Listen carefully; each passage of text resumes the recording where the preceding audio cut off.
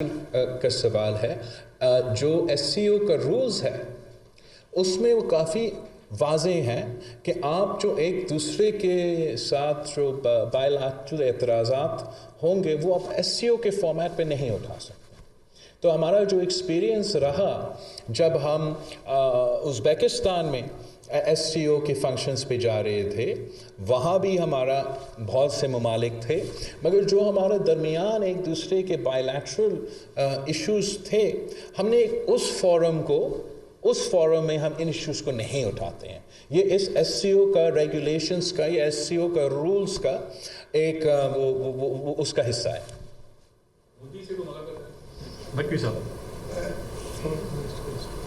غلام صاحب، میرا سوال یہ ہے کہ ابھی جو چیف جسٹس نے آج کہا ہے کہ مذاکرات کرے آپس میں مجھے ہمیں بتائیں، اس کے بعد ہم فیصلہ کریں گے. اور مولانا فضل الرحمان نے مذاکرات سے انکار کر دیا ہے عمران خان سے.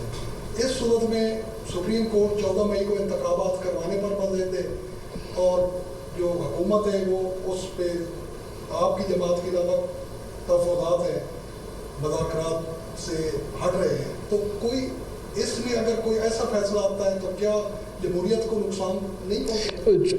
پاکستان کی جمہوریت ایک ینگ جمہوریت ہے اور کافی مشکلات کا سامنا کر رہے ہیں آج کل ہمارا جمہوریت. ہمارا پورا کوشش ہوگا کہ ہم اپنا جمہوریت کو بچائیں، اپنا وفاق کو بچائیں، اپنے آنے والے مستقبل کے لیے. خطرے ضرور موجود ہیں.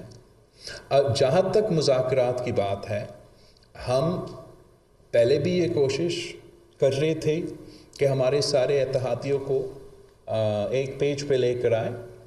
مذاکرات کے حوالے سے کافی پروگریس ہوا ہے اس ایشو پہ، اور عید کے بعد ہمارا ارادہ تھا کہ سربراہ اجلاس ہوگا جو اس ایشو کو فائنلائز کرے گا. جو آپ نے عدالت کا ذکر ہے، I think it's a good thing that the court has recognized the importance of political consensus before conducting any sort of elections. However, as I stated earlier, میرے خیال میں یہ مشکل ہوگا اپنا اتحادیوں میں consensus قائم کرنا، کہ اس لیے کہ عدالت is a legal forum. The Senate of Pakistan is a parliamentary forum, it's a political forum.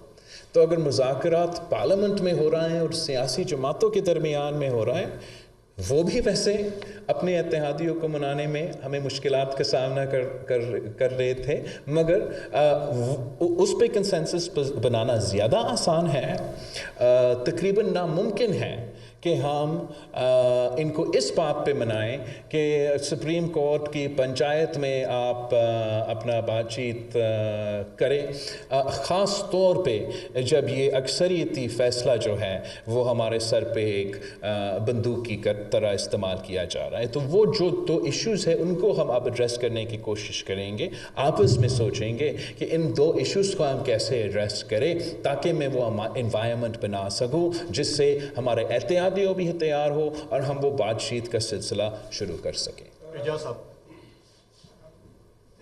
دو سوال ہیں، ایک تو پاک انڈیا سے ریلیٹڈ ہے، ایک عدالت سے مذاکرات سے ریلیٹڈ ہے. گزشتہ جو زرداری صاحب نے وقت مانگا تھا کچھ، آج عدالت نے وقت تو دے دیا، سماعت ملتوی ہو گئی، لیکن عدالت اب بھی یہ کہہ رہی ہے کہ جو 14 مئی کا جو الیکشن کا آرڈر ہے وہ ابھی بھی انٹیکٹ ہے اور سیاسی جماعتیں مذاکرات کریں. تو کیا آپ کو یہ لگتا ہے کہ یہ عمران خان کی بل پر عمران خان کے ساتھ باقی جماعتوں کو بٹھانے کی؟ دیکھو میں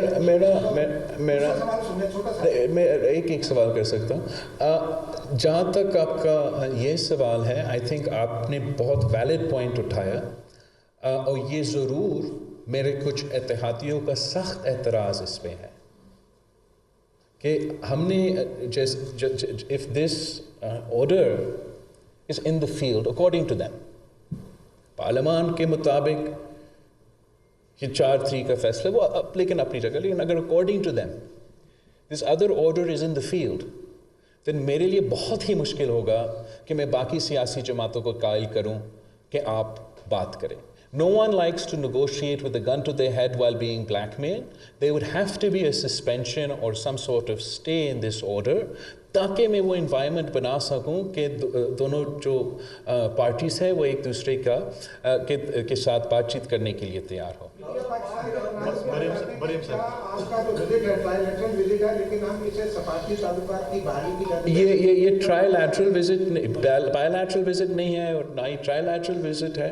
ये हमारा SCO के कॉन्टेक्स्ट में हम जा रहे हैं तो इसको आप पाक भारत के तनाज़ो की तरह या पाक भारत की लेंस से ना देखें. आप SCO से जो है शंघाई कोऑपरेशन ऑर्गेनाइजेशन का जो लेंस है उसके लेंस से आप ये ट्रिप को देखें.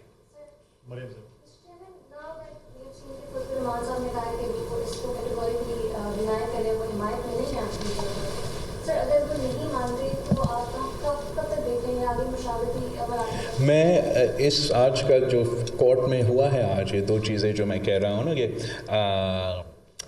May 14th का बंदूक एंड ये पंचायत वाला सिलसिला, उससे पहले मैं तो काफ़ी पुरुमीद था कि ईद के बाद जो हमारा बैठक होना था क़यादतों का सरबराह इजलास कि उसका एक पॉजिटिव नतीजा निकलता. और अभी भी मेरा कोशिश तो यही होगा.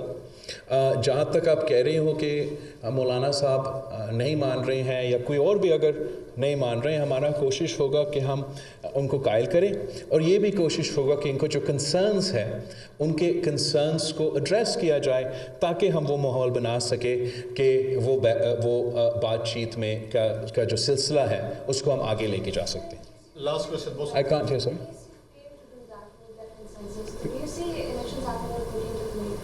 Oh, I think that there are only 3 people that see elections happening on the 14th of May. The rest, not many other people see elections happening on the 14th of May. जहाँ तक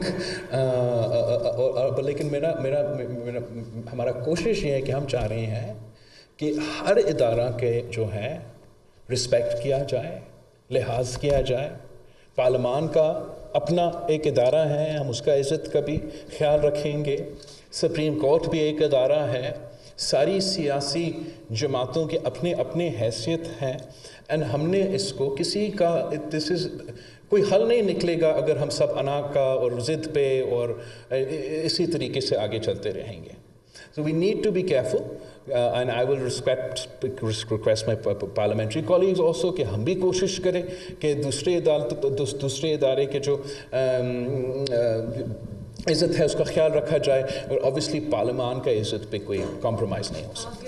chairman साहब, Mohsin Mahmood 24 news से ये बताएं कि वज़ीर आज़म साहब ने भी कहा कि IMF से जो मुज़ाकरात हुए उसमें आपका बड़ा रोल रहा. इसमें कि आप काफ़ी महाज पे पाकिस्तान को बाहर रिप्रेजेंट भी कर रहे हैं और मामला को हल भी कर रहे हैं. कितना मुश्किल होता है जब अंदरूनी मामला बहुत ज़्यादा ख़राब हो, उसको भी देखना और बाहर के महाजों पे भी लड़ना. पर्सनली आप इन चीज़ों को कैसे देखते हैं और क्या मामला अगर ठीक हो जाए तो आप हमारी कौम की रिप्रेजेंटेशन कर रहे होते हैं बाहर जाके, तो कितना कॉन्फिडेंस और बिल्ड हो जाता है? आप कहते हैं कि आपका बड़ा अच्छा एक सवाल है और जहाँ तक मुल्क का नुमाइंदगी करना है, जब मैं जाता हूँ मैं बहुत कोशिश होता हूँ. कुछ मुझसे सियासी सवालात किए जाते हैं लेकिन मैं कोशिश करता हूँ कि मैं पार्टिज़ान जो जवाबात हैं वो ना दूँ. और इंटरनेशनल प्लेटफॉर्म पे जब मैं बाहर जाके मुल्क का नुमाइंदगी कर रहा हूँ तो मैं सिर्फ़ एक जमात का या अपना नुमाइंदगी नहीं कर रहा हूँ, तो मैं पूरा मुल्क का नुमाइंदगी कर रहा हूँ. और मुल्क का नुमाइंदगी करने के लिए आप बिल्कुल सही कह रहे हैं. जब इस किस्म के हालात हैं, जब इस किस्म के पोलराइजेशन है, जब इस किस्म की तक़सीम मुख्तलिफ़ इदारे में है तो नुमाइंदगी करते हुए कोई मुश्किलात का सामना करना पड़ता है. और जब आपका निज़ाम, आपका मुल्क एक आम सिलसिला से चल रहा हो और असल मसाइल के मुकाबला कर रहे हो, चाहे वो जो मुआशी मसाइल हो या जो ये सैलाब के मुतासरीन का मसले हो, तो फिर आपका एक बिल्कुल ही अलग अंदाज से दुनिया इंटरैक्ट करते हैं. और जब इस किस्म के तमाशे चल रहे होते हैं तो कॉम्प्लिकेशंस तो ज़रूर होते हैं.